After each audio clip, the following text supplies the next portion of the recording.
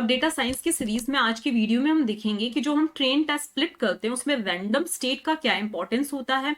उसकी वैल्यू आपने अक्सर देखी होगी कि 42 ही ली जाती है, तो क्या वो 42 वैल्यू ही लेना जरूरी होता है? उसकी डिफॉल्ट वैल्यू क्या होती है और क्या वैल्यूज हम दे सकते हैं, ये सारी चीजें हम डिस्कस करेंगे, ठीक है ना। तो सबसे पहले हम देखते हैं कि ये हमारा क्या है, एक डेटा सेट है, एक रैंडमली हमने जनरेट किया है। ये डेटा सेट बहुत ज्यादा काम का ये डेटा सेट नहीं है। इसमें रोल नंबर है, ये इंडेक्स है, ठीक है, ये क्या है, रोल नंबर फील्ड है, ये अटेंडेंस फील्ड है, ये परसेंटेज फील्ड है, ठीक है ना। इस पे सपोज मुझे कोई सा भी एनालिसिस करना है तो उस केस में हमें क्या करना पड़ेगा। अब इसमें टोटल नंबर ऑफ रोज कितनी है, 100 रोज है, ठीक है। तो अब मुझे इसको स्प्लिट करना पड़ेगा। ट्रेनिंग डेटा अलग हो जाएगा, टेस्टिंग डेटा अलग हो जाएगा। ट्रेनिंग डेटा वो डेटा होता है जिस पर हम मॉडल को क्या करते हैं, ट्रेन करते हैं। भाई ऐसा हो तो ऐसा रिजल्ट आना चाहिए, ऐसा हो तो ऐसा आना चाहिए। जैसे हम किसी बच्चे को भी सिखा रहे हैं तो कुछ सम्स देके हमने उसको समझाया, एग्जांपल्स देके कि ये कैलकुलेशन ऐसी होती है, ये कैलकुलेशन ऐसी होती है एंड सो ऑन, तो वो हमने उसको ट्रेन किया। उसके बाद टेस्टिंग डेटा में वो आता है जो हम उसके पेपर बनाते हैं कि हमने 5 सम्स दे दिए, आप करके बताओ कि आप जो है सही कैलकुलेशन कर रहे हो या नहीं, ठीक है। तो हम क्या करते हैं, ट्रेन टेस्ट स्प्लिट पे हम वीडियो बना ही चुके हैं, वो आप देख सकते हो। तो ये 100 इसमें क्या है, रोज है, ठीक है। अगर मुझे इसको इस पर ट्रेन टेस्ट स्प्लिट लगाना है, मतलब मैं ट्रेनिंग डेटा को अलग करना चाहती हूँ, टेस्ट डेटा को अलग करना चाहती हूँ, तो उसके लिए ट्रेन टेस्ट स्प्लिट फंक्शन का हम यूज करेंगे। एक्स मतलब जो हमारे डिपेंडेंट इंडिपेंडेंट वेरिएबल्स हैं वो आ जाएंगे। यहाँ पे हमारा इंडिपेंडेंट वेरिएबल जो है वो क्या है, अटेंडेंस है, ठीक है। वाई हमारे क्या आ जाएगा, डिपेंडेंट वेरिएबल, जैसे कि परसेंटेज हमारा अटेंडेंस पे डिपेंड कर रहा है, ठीक है ना। ये सारी चीजें तो मशीन लर्निंग में आती है, हमें इस चीज का ध्यान नहीं देना है। अब यहाँ पे मैंने दिए टेस्ट साइज 0.2, मतलब 20% डेटा मेरा टेस्ट डेटा में आना चाहिए, मतलब 20 रोज मेरी टेस्ट डेटा में आएंगी, बाकी की 80 रोज किस में आएंगी, ट्रेनिंग डेटा में आएंगी, ठीक है। अब हम ऐसा करने के बाद हम देखते हैं कि कौन कौन सी जो रोज है हमारी ट्रेनिंग डेटा में गई है, कौन सी टेस्ट डेटा में गई है, ठीक है। तो पहले हम इस चीज को क्या करते हैं, रन करके देखते हैं। तो इसको रन करने पे आप आउटपुट में देख रहे हो कि ये जो मतलब ये इंडाइसेस आ रहे हैं उन रोज के जो कि हमारी ट्रेनिंग डेटा में गई है, और ये जो है उन रोज के इंडाइसेस आ रहे हैं जो कि हमारे टेस्ट डेटा में गई हैं। तो यहाँ पे आप देख रहे हो, यहाँ पे 84, 190, 31 एंड सो ऑन, ठीक है। इसी चीज को हम फिर से रन करते हैं तो यहाँ पे आप देख सकते हो कि अब हमारी जो ट्रेनिंग डेटा में रोज है वो कुछ अलग है, मतलब पहले कुछ और रोज थी, अब कुछ और रोज है। अब यहाँ पे प्रॉब्लम क्या आ जाती है कि आप क्या करना चाह रहे हो, एक मॉडल का परफॉर्मेंस देखना चाह रहे हो, ठीक है। तो एक बार तो उसमें कुछ अलग रोज चली गई, मतलब जब आपने एक बार उसको रन किया तो उसमें कुछ अलग रोज चली गई, ठीक है। ट्रेनिंग डेटा में कुछ अलग रोज गई, टेस्ट डेटा में कुछ अलग रोज गई। मे बी ट्रेनिंग डेटा में कुछ आउटलायर्स नहीं थे, पहली बार वाले रन में उसमें आउटलायर्स नहीं थे, ठीक है। तो उसका जो रिजल्ट आया कुछ और आया, उसकी एक्यूरेसी कुछ ज्यादा अच्छी आ गई। दूसरी बार जब आपने रन किया तो हो सकता है उसमें कुछ ऐसी रोज चली गई जिनमें आउटलायर्स भी थे, ठीक है ना, मतलब ट्रेनिंग डेटा में।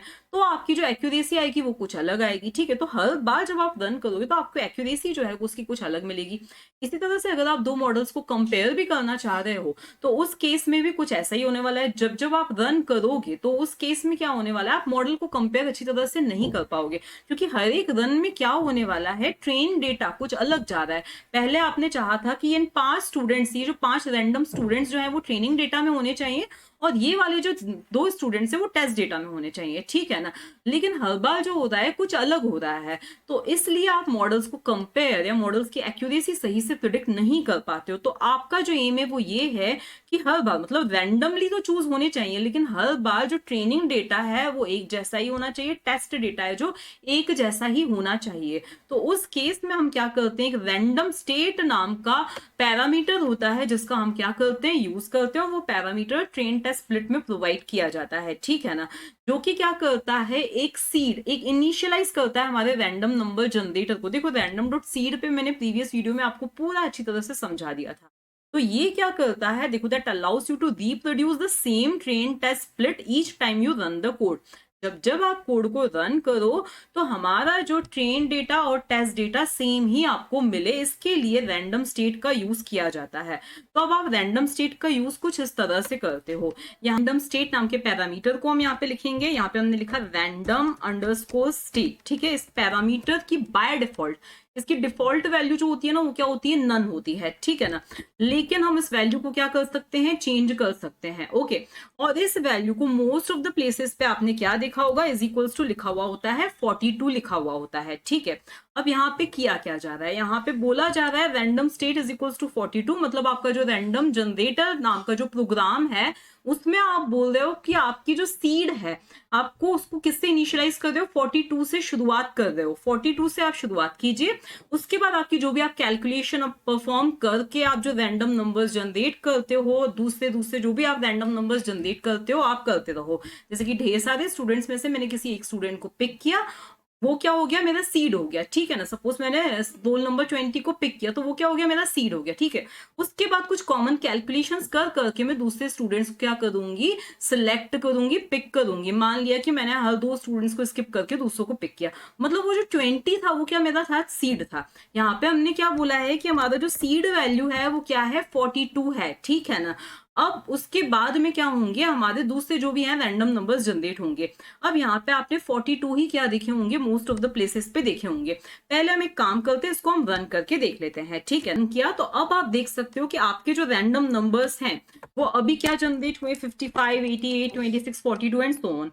जितनी भी बार आप इसको रन करोगे अब आपके जो है देखो रैंडमली जनरेट हुए, लेकिन ईच टाइम आपके जो ट्रेन डेटा में यही आपको इंडाइसेस मिलने वाले हैं और टेस्ट डेटा में भी आपको यही इंडाइसेस मिलने वाले, चाहे आप कितनी भी बार इसको रन कर लो, ठीक है ना। तो जब आप आपके हर एक रन पे आपको यही ट्रेन डेटा और यही टेस्ट डेटा मिलने वाला है, ठीक है ना।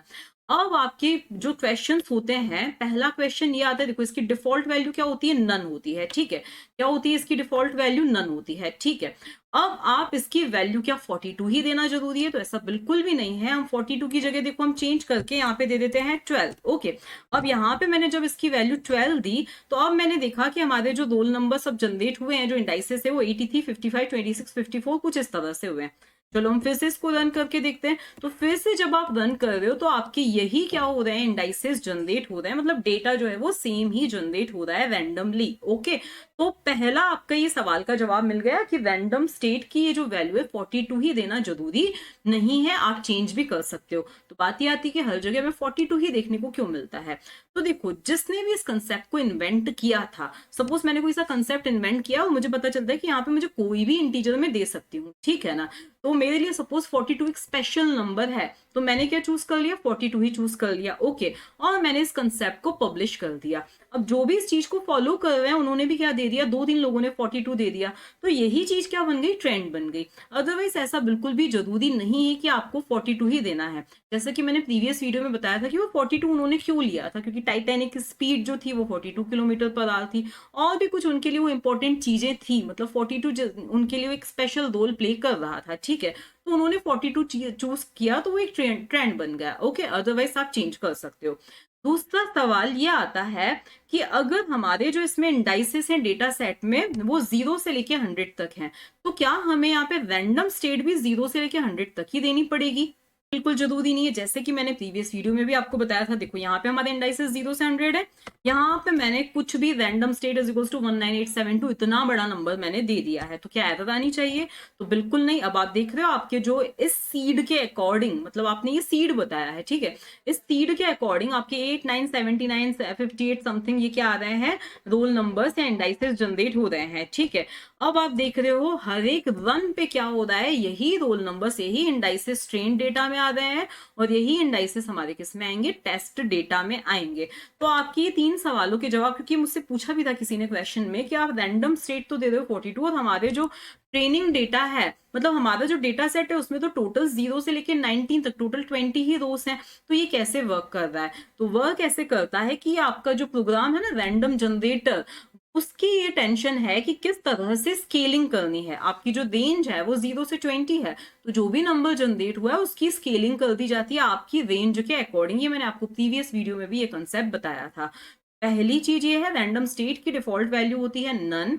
यहाँ पे आप कोई सा भी इंटीजर दे सकते हो, इनफैक्ट नेगेटिव नंबर या 0 भी दे सकते हो, 42 ही देना जरूरी नहीं होता है। दूसरा ये है कि ऐसा बिल्कुल भी जरूरी नहीं है कि जो आपकी रेंज है डेटा सेट की उसी के बीच में आपको कोई नंबर देना है। इसका सिग्निफिकेंस क्या है ये भी मैंने आपको बताया कि अगर आप कोई सी रिसर्च पे कोई सी मॉडल की एक्यूरेसी देखना चाहते हो, तो आपका एक बार डेटा सेट स्प्लिट हुआ है, आप चाहते हो कि हर बार वही होना चाहिए, तो तो इसके लिए क्या होता है, स्ट्रेन टेस्ट स्प्लिट का यूज किया जाता है। चाहे आप आपकी रिसर्च को किसी के साथ शेयर करना चाहते हो, मतलब आपके कोड को किसी के साथ शेयर करना चाहते हो, आपके वर्क को किसी के साथ शेयर करना चाहते हो, दो मॉडल्स को कंपेयर करना चाहते हो, तो इनके लिए रैंडम स्टेट का क्या किया जाता है, यूज किया जाता है।